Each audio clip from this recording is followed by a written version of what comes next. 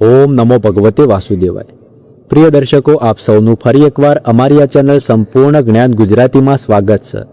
તો મિત્રો, આજના આ વિડીયોમાં આપણે વાત કરીશું કે સાલ 2026માં વટ સાવિત્રીનું વ્રત ક્યારે કરવાનું છે, કેવી રીતે કરવાનું છે, આ વ્રત કોણ કોણ કરી શકે છે, કોણ કોણ નથી કરી શકતું, તથા ખાસ કરીને આ વ્રતની વિધિ શું છે, તેમજ આ વ્રતના નિયમો શું છે, આ દિવસે કયા ઉપાયો કરવા જોઈએ, તેમજ આ દિવસે શું કરવું શું ન કરવું, એ સંપૂર્ણ માહિતી તમને આજના વિડીયોમાં શેર કરીશું। તેથી આજનો આ વિડીયો તમારા માટે ખૂબ જ મહત્વપૂર્ણ છે, તેથી આ વિડીયોને લાસ્ટ સુધી જરૂર જોઈ લેજો। અને જો આ વિડીયો તમારા માટે ઉપયોગી હોય તો આ વિડીયોને એક લાઈક કરી લેજો અને કોમેન્ટમાં જય સત્યદેવ અથવા જય સતી સાવિત્રી લખી લેજો, જેથી તમારું આ વ્રત સંપૂર્ણ સફળ થાય અને આ વ્રતનું સંપૂર્ણ ફળ તમને પ્રાપ્ત થાય। મિત્રો, આપણા હિન્દુ ધર્મમાં દરેક પૂનમના વ્રતનું ખાસ મહત્વ જણાવવામાં આવ્યું છે। કહેવાય છે કે જો કોઈ પણ પરણેલી સ્ત્રી પૂનમનું વ્રત કરે છે તો તેના પતિને લાંબુ અને નિરોગી આયુષ્યની પ્રાપ્તિ થાય છે।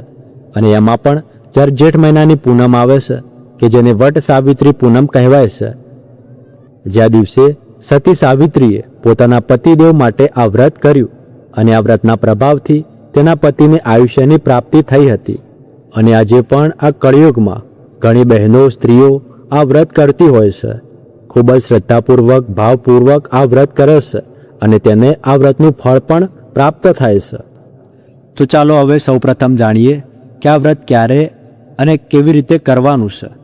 તો જુઓ, ઘણી સ્ત્રીઓ આ વટ સાવિત્રીનું વ્રત જેઠ મહિનાની શુક્લ પક્ષની તીરસથી શરૂઆત કરે છે અને જેઠ મહિનાની પૂનમ સુધી કરતા હોય છે, એટલે 3 દિવસનું આ વ્રત કરતા હોય છે। તો તમે તે રીતે પણ આ વ્રત કરી શકો છો। અને જે લોકો માત્ર પૂનમનું જ વ્રત કરે છે તેમણે 29 જૂન 2026 સોમવારના દિવસે વ્રત કરવાનું રહેશે। જે લોકો તેરેસ્ત્રી વ્રતની શરૂઆત કરે છે તેમને 27 જૂન 2026 વાર શનિવારના દિવસથી વ્રતની શરૂઆત કરવાની રહેશે। જે લોકો પ્રથમ વખત વ્રત કરે છે તો જે રીતે પ્રથમ વખત વ્રત કરે છે તે જ રીતે બાકીના વર્ષો વ્રત કરે। આ વ્રત 5 વર્ષ સુધી કરવાનું હોય છે અને આ વ્રત ખાસ કરીને પરણેલી સ્ત્રીઓ જ કરવાનું હોય છે। કુંવારિકાઓએ આ વટ સાવિત્રીનું વ્રત કરવાનું હોતું નથી। એટલે જો તમે આ વ્રત પ્રથમ વખત કરતા હોય અને તેરસથી શરૂઆત કરો તો 5 વર્ષ તેરસથી લઈને પૂનમ સુધી વ્રત કરવાનું। અને જો આ વખતે માત્ર પૂનમના દિવસે જ વ્રત કરતા હોય તો 5 વર્ષ પૂનમના દિવસે જ વ્રત કરવાનું રહેશે અને 5મા વર્ષે વ્રતનું ઉજવણું કરવાનું। પૂજા વિધિ વિશે વાત કરીએ તો જે લોકો તેરસથી આ વ્રત કરે છે તેમને તેરસના દિવસે અને પૂનમના દિવસે બંને દિવસ પૂજા વિધિ કરવાની રહેશે, અથવા તો આપ માત્ર પૂનમના દિવસે પણ પૂજા કરી શકો છો। અને જે લોકો માત્ર પૂનમના દિવસે વ્રત કરે છે તેમને માત્ર પૂનમના દિવસે જ વ્રત કરવાનું રહેશે। તો જુઓ, જે લોકો આ વ્રત તેરસથી શરૂઆત કરે છે તેમને 27 જૂન 2026 શનિવારથી શરૂઆત કરવાનું રહેશે। અને જે લોકો ફક્ત પૂર્ણિમાના દિવસે વ્રત કરે છે તેમને 29 જૂન 2026 વાર સોમવારના દિવસે વ્રત કરવાનું રહેશે। અને એ વાતનું પણ ખાસ ધ્યાન રાખવાનું કે આપણે પૂજા કરીએ એ પહેલાં કંઈ પણ વસ્તુ ખાવી કે પીવી ન જોઈએ। પૂજા પૂરી કર્યા પછી જ કંઈ પણ વસ્તુ ગ્રહણ કરવી। વટ સાવિત્રી વ્રતમાં એક ટાણું કરવાનું હોય છે। જો તમે સવારે ચા, દૂધ, ફળ, ફ્રૂટ ખાતા હોય કે પછી પાણી પીતા હોય તો જો શક્ય હોય તો વ્રતની પૂજા વિધિ કરીને જ કોઈ પણ વસ્તુ ગ્રહણ કરવી। એ સિવાય કોઈ પણ વસ્તુ ખાવી કે પીવી ન જોઈએ। પરંતુ જો એ પ્રમાણે ન થઈ શકે તો આપ પાણી પી શકો છો અથવા તો ચા પણ લઈ શકો છો। તો હવે આપણે જાણીએ કે આ વ્રતની પૂજા વિધિ શું છે, એટલે કે આ પૂજા કેવી રીતે કરવાની અને આ વ્રતમાં કઈ કઈ સામગ્રીની જરૂર પડશે એ આપણે જાણીશું। તો સૌપ્રથમ આ વ્રત સૌભાગ્યના વ્રત માટે છે, એટલા માટે આ પૂજા વિધિમાં સૌભાગ્યની વસ્તુની જરૂર પડે છે। 16 શણગારની જે પણ કોઈ વસ્તુ હોય તેમાંથી કોઈ પણ 5 શણગારની વસ્તુ લેવાની અને જ્યારે પૂજા વિધિ કરીએ ત્યારે પણ 16 શણગાર સજીને પૂજા કરીએ તો વધુમાં વધુ ઉત્તમ છે। એ સિવાય અબીલ, ગુલાલ, હળદર, ઘી, દીવો, કપૂર, નાળાછડી, ફૂલ, પાણીનો કળશ, પંચામૃત, નાગરવેલના પાન, ચંદન, સત્યવાનની મૂર્તિ અથવા તો ફોટો હોય તો તે લઈ શકાય, અથવા તો વડની જ પૂજા કરી લેવાની. તો વડ નીચે પણ માત્ર પૂજા કરી શકાય છે.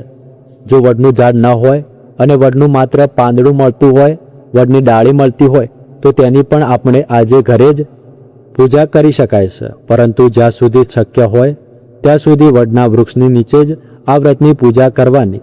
ઘણા લોકોને એવો પણ પ્રશ્ન હોય છે કે અમે વડ સાવિત્રીનું વ્રત કરીએ પરંતુ વડ સાવિત્રીની પૂજા ન કરીએ તો ચાલે? તો ના, વડ સાવિત્રીનું જે લોકો વ્રત કરતા હોય તેમણે આ વ્રતની પૂજા ફરજિયાત કરવાની જ હોય છે.